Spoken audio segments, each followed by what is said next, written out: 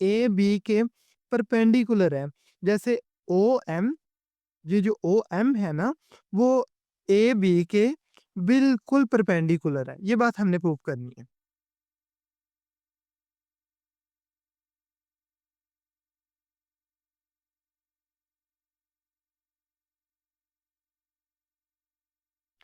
Statement की तरफ आते हैं।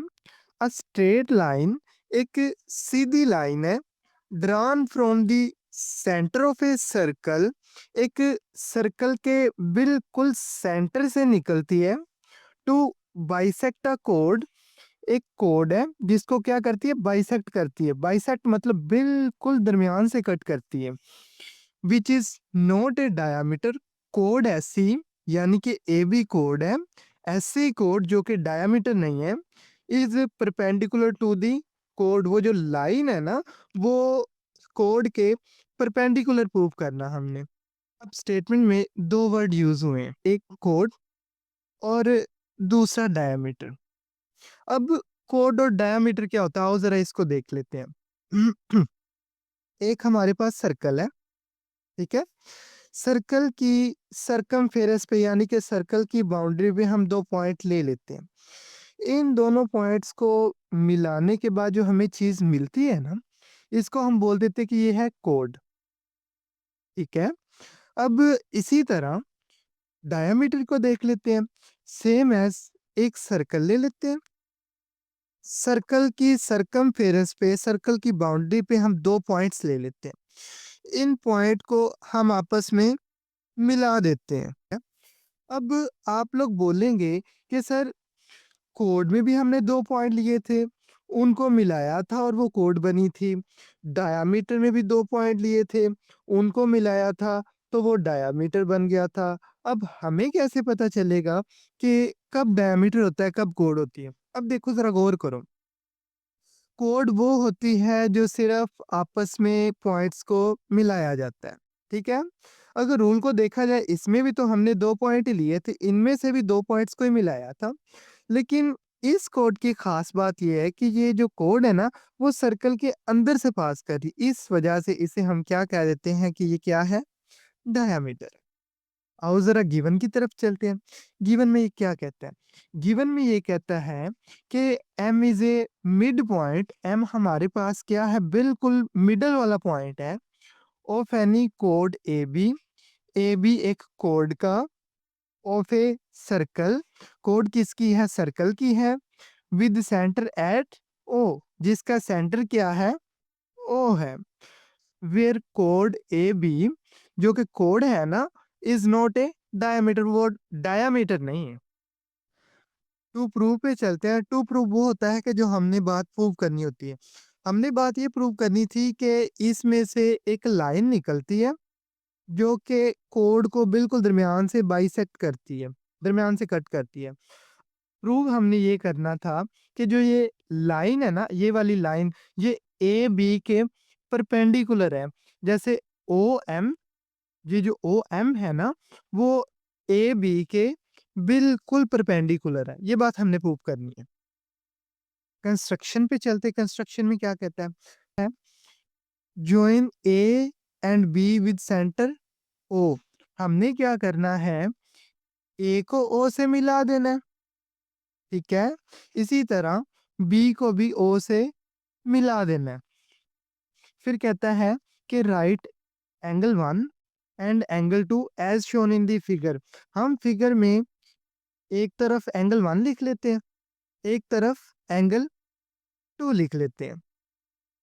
अब जरा ये गौर करो, हमारे पास ऐसा लिखने से दो ट्रायंगल नहीं बन गई। एक ट्रायंगल मैं अगर बनाना चाहूँ तो ऐसी बन जाएगी, और दूसरी बनाना चाहूँ तो ऐसी बन जाएगी। यानी ये वाली ट्रायंगल है ओ A M, O A M. इसी तरह ये वाली ट्रायंगल ओ एम बी, या ओ बी एम बोल सकते, ओ बी एम। अब हमारे पास जो ट्रायंगल बनी थी ना, उनका आपस में हमने मुमासलत देखनी है और कोरिस्पोंडेंस चेक करनी है। जो एक ट्रायंगल थी ओ A M, O A M, और दूसरी ट्रायंगल थी O B M, O B M, इनके दरमियान हमने अब चेक करनी है कोरिस्पोंडेंस। कैसे चेक करेंगे? मैं ये कह देता हूँ कि जो इस ट्राइंगल की जो ये वाली साइड है ना ओ ए, वो बराबर है ओ बी के। मैं इधर लिख भी देता हूँ कि जो ओ ए साइड है ना वो बराबर है ओ बी साइड के। क्यों? मुझे कैसे पता चला? आओ ज़रा डायग्राम में क्या कहते हैं? डायग्राम में ये कहता है कि OA बराबर है OB के। ये इस वजह से बराबर है क्योंकि ये भी एक तरह का रेडियस है, ये भी एक तरह का रेडियस है, दोनों सर्कल के रेडियस है। अब आप जानते हो कि सर्कल का जिस तरफ मर्ज़ी रेडियस लें, सर्कल्स का all over the circle radius एक ही रहता है। तो इनको मैं बोलूँगा कि ये जो OA, OB इस वजह से बराबर है क्योंकि दोनों रेडियाई ऑफ सर्कल है, रेडियस 1 के लिए और रेडियाई 2 के लिए। उसके बाद क्या कहते हैं कि जो ट्रायंगल की ये वाली साइड है ना, ये वाली साइड इस साइड के बराबर है। AM इज़ इक्वल टू किसके है? BM के। ठीक है? ये मुझे कैसे पता चला AM is equal to BM है? इसकी बात हम रीज़न दे देते हैं कि ये हमने गिवन में बोला हुआ है। गिवन में क्या बोला था? गिवन में हमने ये बोला था कि जो M एक मिड पॉइंट है, अगर ये मिड पॉइंट है, तो इसका इधर से फासला इधर से फासले के बराबर नहीं होगा? ज़ाहिर-सी बात है, बराबर होगा। इस वजह से मैंने क्या कह दिया, AM किसके इक्वल है? BM के। अब ज़रा तीसरी ट्रायंगल की साइड पे आते हैं। मैं कह देता हूँ कि ये वाली साइड इस साइड के बराबर है।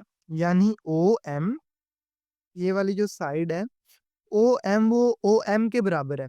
ये क्यों बराबर है? देखो ज़रा डायग्राम में देखो ओ एम वाली साइड इसको भी टच कर रही है, ओ एम वाली साइड इसको भी टच कर रही है, यानी ये इस ट्रायंगल का भी पार्ट है, इस ट्रायंगल का भी पार्ट है। इस वजह से ये दोनों बराबर है और हम इधर लिख सकते हैं कि ओ एम इस वजह से बराबर है क्योंकि एक दूसरे में कॉमन है।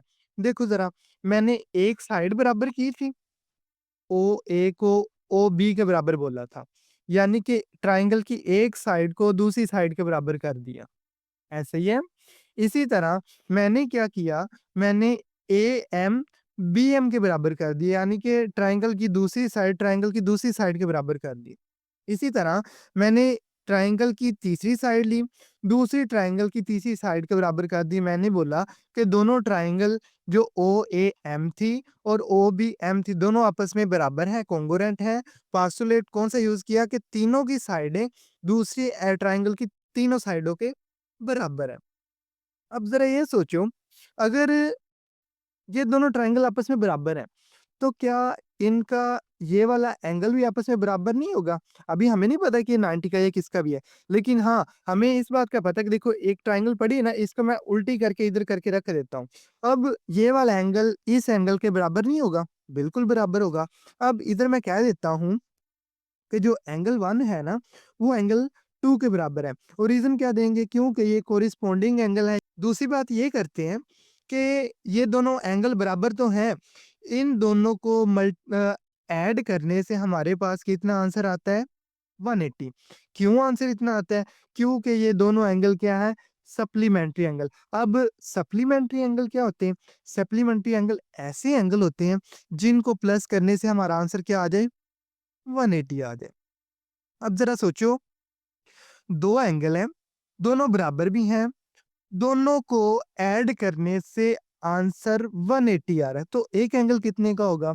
तो आप झट से बता सकते हो कि जो एक एंगल होगा ना, वो 90 का होगा। यानी कि ये दोनों बराबर भी हैं, इन दोनों का सम 180 के बराबर है, तो एक एंगल किसके इक्वल होगा?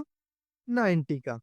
यहाँ से हम ये बात कर सकते हैं कि जो OM है ना, यानी कि OM वाली साइड है, वो 90 एंगल बना रही किसके साथ? AB के। वही बात जो हम प्रूव करना चाहते थे।